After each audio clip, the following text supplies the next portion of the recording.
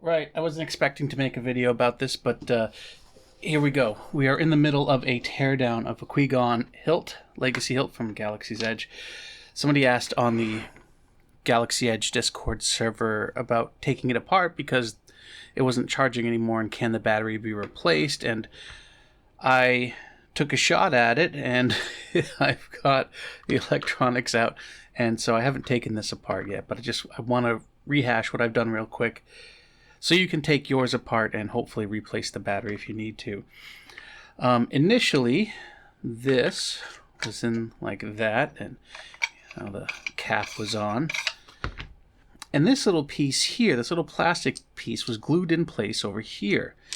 And I knew it was glued in place because I could see glue squirting out around the edges. So what I did is I took a hobby knife, imagine this is in here like that, and just sort of pushed down and wedged it in on one side, and I found that I could sort of pick out little pieces of glue here and there, and I made enough of a gap there that I could get, I think, almost all the way down, at which point I broke out this spudger tool that I have here, which has a really thin tip to it, and I was able to, again, imagine this is still here, jam this down inside and pry, and eventually I got it to come loose. And I've marked it up a bit, so it is what it is. But if you need to turn your Qui-Gon Legacy Hilt into a functioning hilt again by replacing the battery, well, do you care about a little scuff here? Possibly heating this up a little bit would help too. I wouldn't use a lot of hot air, maybe 125 degrees Celsius at most. Anyways, once that came out, I then removed the screw holding down the CoverTech wheel. That is a screw that I am missing. There it is. It's a 2mm hex bit there that holds that in place. With the screw out and that plastic piece out, I was able to then pull, and this came right out. And what's really curious is if you look here, we have some gold-plated contacts here. So there's got to be some kind of receiver connector up here, and that's going to be carrying signals to the blade connector and to the button. So we don't need to disassemble everything just to get to the electronics, which is actually really nice. Now, how do we get this apart? We have two screws here and maybe some clips up here. The screws look like some kind of Phillips head. Let's see if we can find one that grips. That feels good. Alright, so here we are. We are now all caught up. We are now into new territory, as I have not been in this before, and I don't know how to get into this, and I haven't seen any videos on how to get into this, so we are all learning at the same time. Plastic spudger did absolutely nothing for getting this pried open, but maybe this will help in getting this pried open. And the screw's out, but it still isn't budging. So again, I think we're now dealing with some plastic clips somewhere, or a press fit, because I can feel that coming apart. Yep, press fit. So just get the spudger into the seams and pry it apart. And we'll just go down the length here. Yeah, that's coming apart, no problem. Here we go. And there is our speaker and our battery. And now, if we need to replace the battery, we can. We have a connector. It's not soldered in place anywhere, so isn't that handy? Now we'll just take some pictures here. Just had to share a couple of pictures on the Discord server for the people who are asking about how to get in. I removed the speaker. The speaker is just slots in right here, and the wires come out slightly off to the side a little bit like that. Speaker is quarter watt, 16 ohm. Battery is accessible. says P7, I think that's 8, P782540. I have to look that up. That's going to be the size of the battery, length, width, and height, like 4 millimeters tall, 78 millimeters long, 25 millimeters wide. I think that's how that breaks down. 650 milliamp hour battery. 2206, is that a date? And thankfully, it's got a connector here. That looks like a JST connector. I should be able to tell just the fact that it's got one line down the middle. I think that's a 1.5, but let's just double check.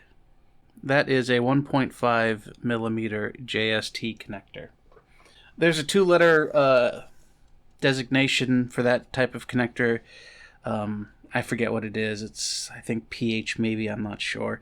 Anyways, 1.5 millimeter JST connector. Looking for a 650 milliamp battery that's like 743 millimeters by 24. 25 millimeters by 40 millimeters by 7 millimeters thick? Yeah, okay. So that's 70 or 770. I think that's 78. Yeah, that's good enough. Yeah, so 7.8 millimeters thick, 25 millimeters wide, 40 millimeters long. Good. How much more do I care about taking? Oh, look at that. That just comes right out. And that looks like a... Oh, look at that. You can't see anything. That's a MELF package, I think, diode. That's kind of cool. That's almost certainly on the data line, I think. And I don't know why they put the diode on the data line. Do we take everything out? I mean, I guess we might as well. I've come this far, and I don't plan on coming back in here until I have to revive my own battery. This battery should be fine. I haven't tested it in a while, though, so maybe I'm speaking out my backside. There we go. Okay. I was just binding up. It's binding again on that one post. There we go. 14384 Hilt. All right. And our charging PCB. I may want to grab a different bit for that. I'm just worried about stripping these screws, because if I do that, they're not going to go back in. Oh yeah, that's better. That is a PH1, a Phillips. I can't see that because...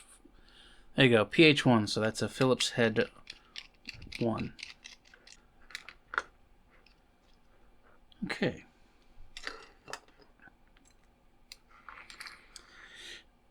Oh, so that's interesting. We have a thermistor here, which also exists inside the battery packs for Savvy's Workshop Hilt and probably other battery packs. What it does is, as the temperature increases, the resistance increases. And the temperature will increase as more electricity flows through it. So if there's a lot of electricity strumming through this, it will suddenly go way high resistance and stop electricity from going back into the rest of the electronics. It'll just be a trickle. So that is what that is there. The rest of this looks like a little 5-pin charge controller maybe. And that's it.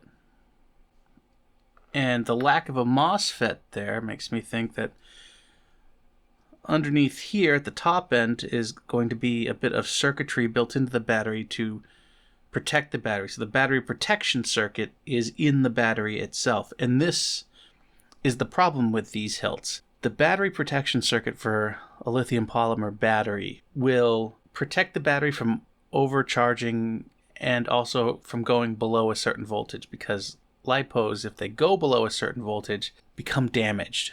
So if a battery drains too far, it's likely it's damaged, and so the protection circuitry will cut off the battery and it will never turn back on because it can never be charged again, so the voltage will never go back up.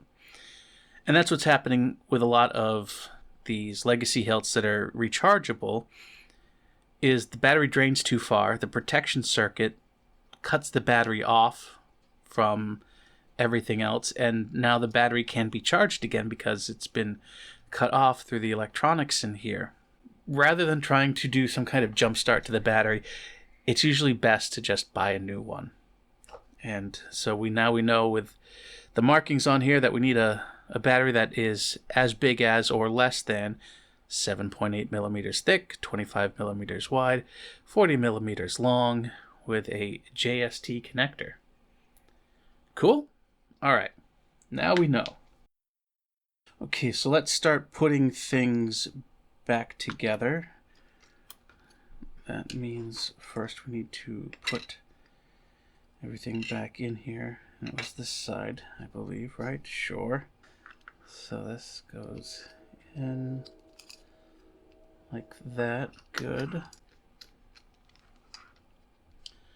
So make sure before I screw that all the way in that it is seated correctly. That goes there. The wires come down like so. We have a couple of posts that this is sitting on. We have one screw to hold it all in place. The battery, do we want to just double check the voltage? Because why not? 3.4 volts. So I definitely need to charge this thing, which is what I will do once I'm done with this video, because the voltage is getting low. Cutoff voltage for the battery connection or battery protection is probably 3 volts. It might be as low as 2.6, but I think it's 3 volts is where the protection kicks in. One thing to note, if you do buy a replacement battery, double check the polarity on the plug. These legacy Hilts have a tendency to have opposite polarity than the batteries that you can buy through, online through Amazon or whatever. So double check that, and if the polarity is wrong, you need to switch the wires around. And you can do that with these connectors somewhat easily. If we look real closely here, you can see these tabs sticking out from left to right. You can actually get like a needle or a toothpick or something underneath, bend them up a little bit, and the wire will come right out. Swap it over to the other side, and you're good to go. And then we have the top half of this, and that slot there, like that. The speaker is actually fighting me a little bit because the speaker isn't in the right groove. That's better. I had this side of the speaker tucked into that groove just above it. Anyways, that should do it. You know what? It feels like the wire should actually be closer to the other side. Because see, the wires for the speaker coming out, and that would have the wires running down here, not crossing over. I don't know how much it really matters, though. Now this should press fit together. Yeah, there we go. And then we put the 2 screws back in, like so.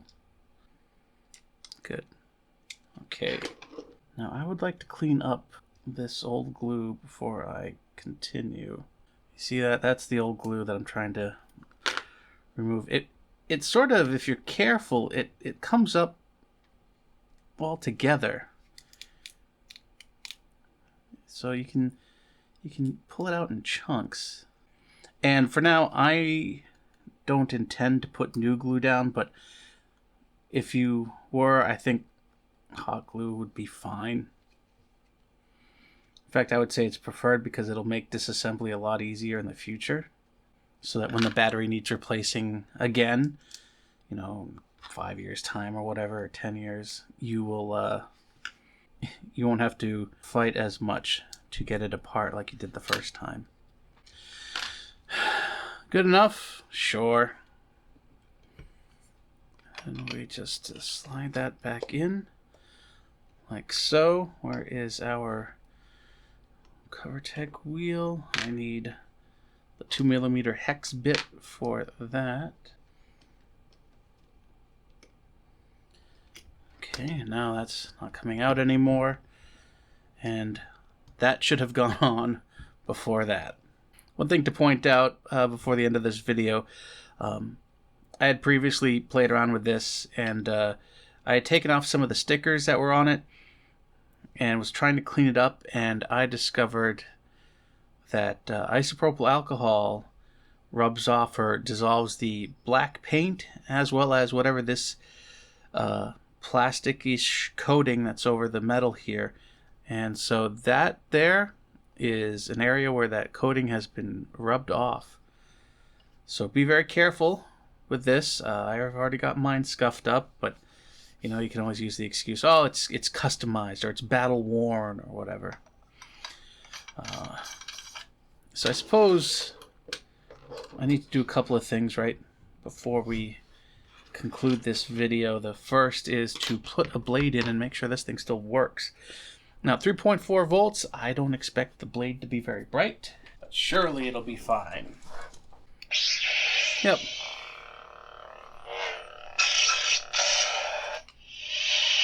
Yep, we're good. There we have it. There is a teardown, or at least a partial teardown, of the Qui-Gon Galaxy's Edge Legacy hilt. I haven't taken apart the top half where the blade connector is and where the button is. I see a second panel here with little bits of glue sticking out the side. There's almost certainly a similar locking mechanism up here, and once that comes out, and maybe there's a screw there, I bet you maybe this comes out? I don't know. However, that's not what this video is about. It's just really focusing on the battery, because that's what I was asked about and decided I would poke at the bottom half here, and it came away. I can see some shiny bits here. Again, that clear coating has come away because of my prying. So if you have a spudger and you're prying away, maybe you want to put some tape down so you don't scuff your surface. Battle worn. Let's just tell ourselves it's all battle scars. This has been through it, and so it doesn't need to be perfect. Tell that when you try to resell this to a collector. Anyways, that's it. I hope this was helpful. Good luck. Have fun.